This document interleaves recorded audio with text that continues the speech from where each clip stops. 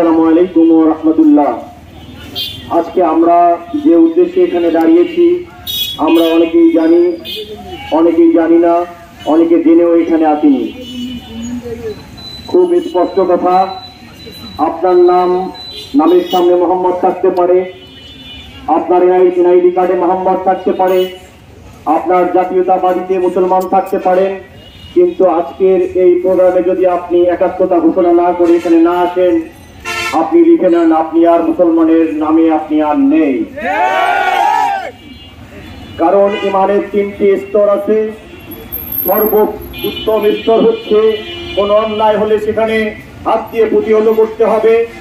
যদি আপনি হাত দিয়ে প্রতিহত করতে না পারেন তাহলে অবশ্যই আপনাকে মুখ দিয়ে বলতে হবে। যদি মুখ দিয়ে বলতে না পারেন অন্তত পক্ষে আপনাকে অন্তর দিয়ে সেটাকে ঘৃণা করতে হবে। আজকে আমরা দেখেছি আকাশে যেরকম আমরা অনেকগুলি ব্লাস্ট ফায়ার করলে পাখিগুলি উড়ে যায়, এরকম এমন বোম ব্লাস্ট করা হয়েছে আমার আপনার মুসলমান ভাইয়েরা সেই বিল্ডিং থেকে এরকম ভাবেই আকাশে ধোঁয়ার সঙ্গে উড়েছে।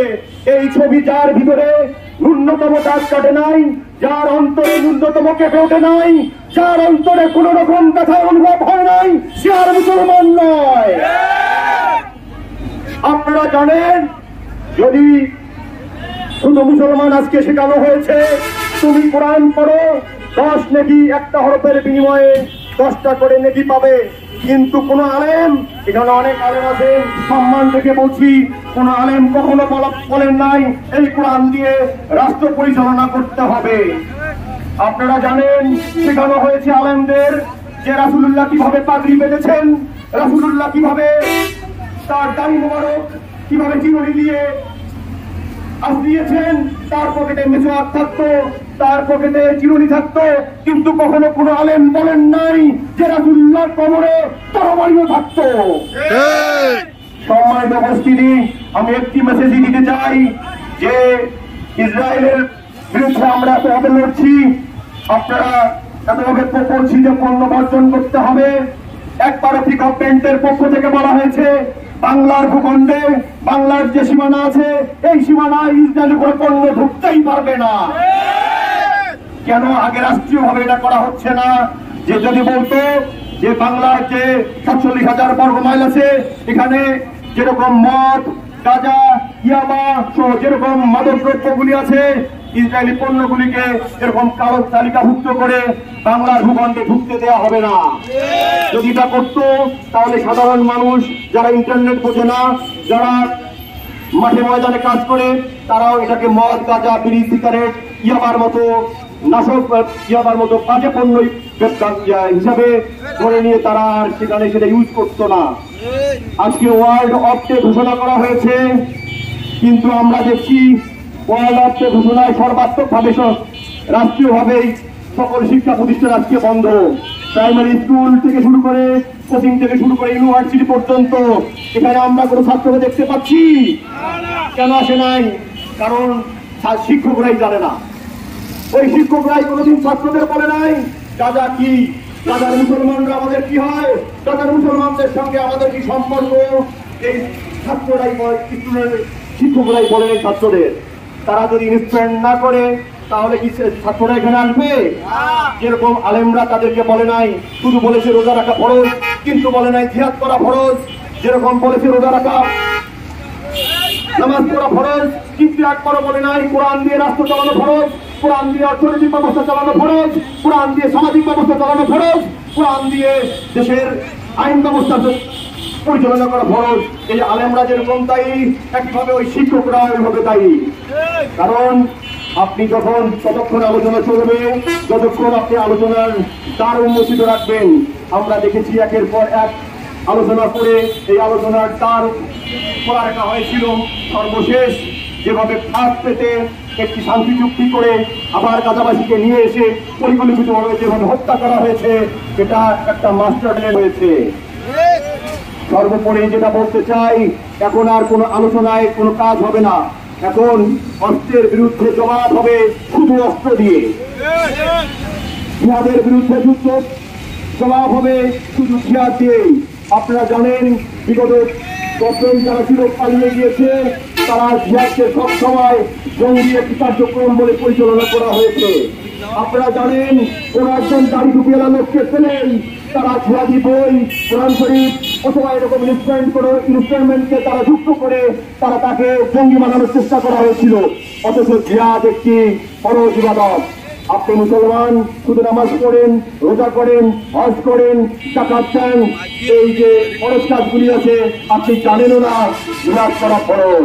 আপনি সারা জীবন নামাজ পড়বেন, সারা জীবন রোজা করবেন, আপনার হাতে সবসময় তসবিহ থাকবে, নামাজ পড়তে পড়তে আপনার কপালে দাগ পড়ে যাবে, কিন্তু আপনার মনে যদি জিহাদি তামান্না না থাকে, আপনার যদি শহীদ হওয়ার মতো কোনো মন মানসিকতা না থাকে, মনে রাখবেন মৃত্যুর সময় আপনি কাফের মুনাফিক হয়ে মারা যাবেন।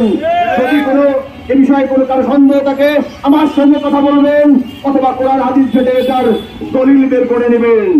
সর্বোচ্চ ভাবে বলতে চাই, এখন যারা এখানে একাত্মতা ঘোষণা করেন নাই, এই ব্যথায় যারা ব্যথিত হন নাই, তারা নিশ্চিত থাকেন আপনার নামের সামনে মোহাম্মদ থাকতে পারে, এনআইডি কার্ডে আপনার নাম মোহাম্মদ মুসলমান থাকতে পারে, জাতীয়তাবাদী জাতীয়তাবাদে আপনার নাম মুসলমান থাকতে পারে, কিন্তু আপনি এখানে না আসার জন্য আপনি আর মুসলমান নেই। বিতর্কের বিষয় নয়। রাসূলুল্লাহ বলেছে, মানুষের পুরা মুসলমান হচ্ছে একটি দেহের মতো, যদি আঙ্গুলে ব্যথা পায় তার ব্রেন সেটাকে ক্যাচ করে সেই ব্যথা অনুভব করায়, যদি পায়ে একটি কাটা ফোটে তাহলে সেই ব্রেন পায়ে থেকে এই সিগন্যাল মাথায় দিয়ে ব্রেনকে সার্ভ করে দেয়, ব্রেন একটা ব্যথা অনুভব করে।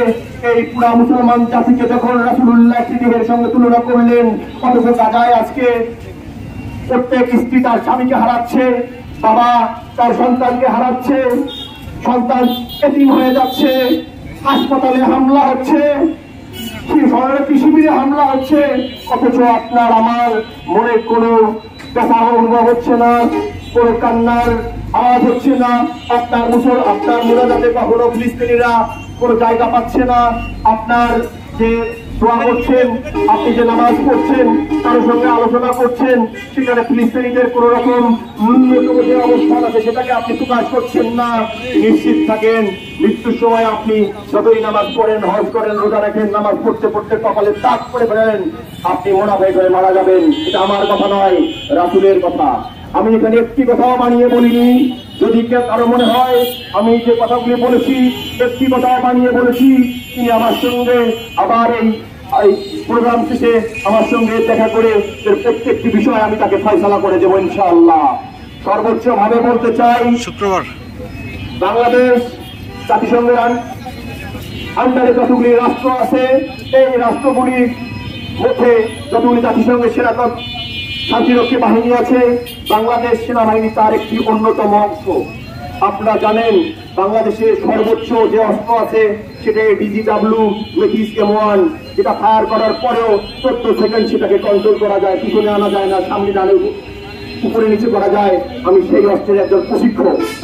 যদি এরকম কোনো ঘটনা ঘটে, বাংলাদেশ দিক থেকে যদি মুজাহিদদের যেতে হয়, তাহলে আমি ক্লিয়ার মেসেজ, যদি এরকম কোনো ডাক আসে তাহলে আমি আসান শুধু নিজেদের যুদ্ধে সেই যুদ্ধে অংশগ্রহণ করবো না, আপনারা যারা আগ্রহী আছেন তাদেরকে আমি অস্ত্র প্রশিক্ষণ এবং রণকৌশলে তাদেরকে এমন ভাবে তৈরি করবো ইনশাআল্লাহ যে এক একটি তাদের বডি দেখে ইসরায়েল বাহিনী তাদেরকে আজরাইল মনে করে তাদের পিঠ দেশ প্রদর্শন করে সেই তাদের অবৈধ জায়গা থেকে পলায়ন করবে ইনশাআল্লাহ। সবশেষে বলতে চাই, যার যে অবস্থায় যিনি আছেন না কেন, মুসলমান তাদের আধুনিক অস্ত্র থাকতে পারে, তাদের আধুনিক সরঞ্জাম থাকতে পারে, তাদের আধুনিক প্রযুক্তি থাকতে পারে, কিন্তু মুসলমান যদি একবার আল্লাহু আকবার বলে ডাক দেয়, সমস্ত অস্ত্র আসমান থেকে বিকল করে দেওয়া হয়। আপনারা দেখেছেন ভারতে শুধু এক মহিলা মুস্কান, মেবি মুস্কান নাম ওই মহিলার, সে যখন গেরুয়া পোশাক পরে হিন্দু উগ্রবাদীরা যখন তাকে কলেজে ধাওয়া করতেছিল, সে শুধু আল্লাহু আকবার বলে যখন ডাক দিয়েছে, ঠিক তখনই ওই গেরুয়া বাহিনীর সমস্ত উগ্রবাদী হিন্দু সেখান থেকে পলায়ন করেছে। এখনো কেন মুসলমান আল্লাহু আকবার বলে ডাক দিতে পারে না? কেন এই সৎ সাহস তার মনে থাকে না? কেন তার এই ইমানি চেতনা, তার জিহাদি চেতনা, তার শহীদি চেতনা তার মনের ভিতর আসে না? আপনারা জানেন এখানে অনেকেই হয়তো তুচ্ছতাচ্ছিল্য করছেন যে ইসরায়েল অনেক দূরে, এখানে এরা এই সমাবেশ কিংবা বিক্ষোভ মিছিল করে কি লাভ? আপনারা জানেন হযরত ইব্রাহিম আলাইহিস সালাম যখন কাবা তৈরি করার পরে আল্লাহ তাকে আদেশ দিয়েছে, ইব্রাহিম তুমি আযান দাও। ইব্রাহিম আলাইহিস সালাম ওই লোকদের মতোই বলেছিল, আল্লাহ কাবা একটা ছোট্ট জায়গা, আমি আযান দিলে কিভাবে সেই সারা বিশ্বের কাছে যাবে? আল্লাহ বলেছে তোমার দায়িত্ব, তুমি আযান দাও, বিশ্বের কাছে পৌঁছানোর দায়িত্ব হচ্ছে আমার। একইভাবে আমরা যারা এখানে অংশগ্রহণ করেছি, আমরা প্রত্যেকেই জানি ইমানের যে 3টি স্তর আছে, আমরা 2 নম্বর স্তরে ইনশাআল্লাহ অবস্থান করেছি। খুশি না নাজার? খুশি না নাজার? আমারও বলতে হবে খুশি না নাজার? সর্বশেষ যে কথাটি বলতে চাই, অবশ্যই জিহাদি তামান্না প্রত্যেকের ভিতর থাকতে হবে। যে কোনো অন্যায়ের বিরুদ্ধে তাকে প্রতিবাদ করতে হবে। শুধু প্রতিবাদী নয়, যেখানে যদি অর্থ দিয়ে সাহায্য করতে হয় করতে হবে ইনশাআল্লাহ। আমরা 2023 সালের 7 অক্টোবর থেকে আমরা খেদাবাদ কেন্দ্রীয় মসজিদ থেকে ধারাবাহিকভাবে যখনই যে প্রোগ্রাম হয়েছে আমরা ইনশাআল্লাহ করেছি, সেভাবে বড়বাড়িত হয়নি। আমার একটু উদাত্ত আহ্বান, আগামী শুক্রবার ইনশাআল্লাহ বড়বাড়ি ইউনিয়নে একটা মাইকিং হবে এবং যে যার মসজিদ থেকে যতজন পারেন, যে যার মসজিদ থেকে মিছিল নিয়ে ইনশাআল্লাহ এখানে আসবেন। আমরাও আসবো, এখানে আমরা একটা বড় প্রোগ্রাম করতে চাই। করা যাবে? যাবে? একটা জিনিস মনে রাখবেন, আপনি তাকে পছন্দ করেন না, আপনি তাকে বাসায় ডাকেন না, ডাকেন। তার সঙ্গে শত্রুতা আছে, ঘৃণা করেন, ডাকেন। একইভাবে আপনাকে যারা আপনাদের মধ্যে যাদেরকে পছন্দ করে আল্লাহ, তাকেই তার ঘরে ডাকেন। এবং এই যে প্রোগ্রামটি আছে, আপনাকে যদি পছন্দ করে তাহলে আল্লাহ আপনাকে এখানে নিয়ে আসবে, আপনি আসতে পারবেন না যদি পছন্দ না করে। তো আমি আর বক্তব্য দীর্ঘায়ু করবো না।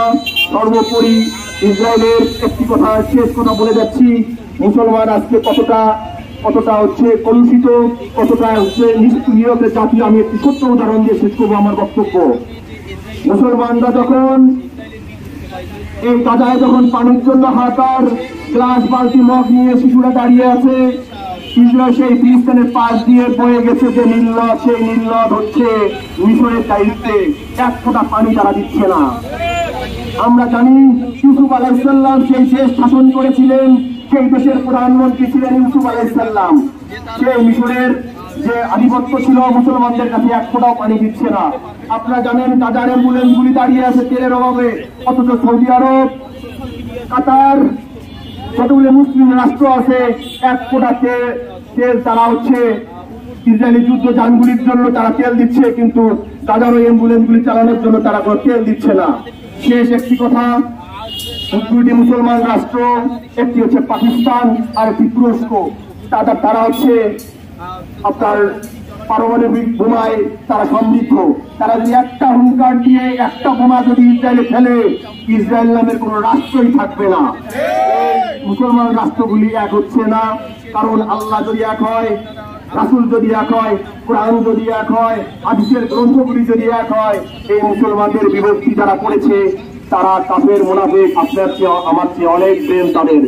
এই কৌশল ভেঙে দিতে হবে, ঐক্যবদ্ধ হতে হবে এবং সর্বোপরি গাজার জন্য নিজের জীবনকে উৎসর্গ করে দিতে হবে। যদি তা না করেন, কিয়ামতের দিন আল্লাহর কাঠ করায় আপনাকে তারা দাঁড় করাবে। আল্লাহ আমাদেরকে গুলি করে মেরেছে, আমাদেরকে তারা বোমা ফেলেছে, আমাদের খাদ্য দেয় নাই, পানি দেয় নাই, ওষুধ দেয় নাই, চিকিৎসা দেয় নাই, আমাদের সব রকম মৌলিক চাহিদা তারা বন্ধ করে দিয়েছে। অথচ বাংলাদেশ তো সারা পৃথিবীতে কোনো মুসলমান আমাদের পক্ষে কোনো কণ্ঠ তোলে নাই, আমাদের পক্ষে কোনো আওয়াজ তোলে নাই, আমাদেরকে কোনো অস্ত্র দেয় নাই, আমাদেরকে কোনো বিমান দেয় নাই, আমাদেরকে কোনো বোম এক্সপ্লোজিভ দেয় নাই, আমাদের কোনো রকেট ড্রোন দিয়ে সাহায্য করে নাই।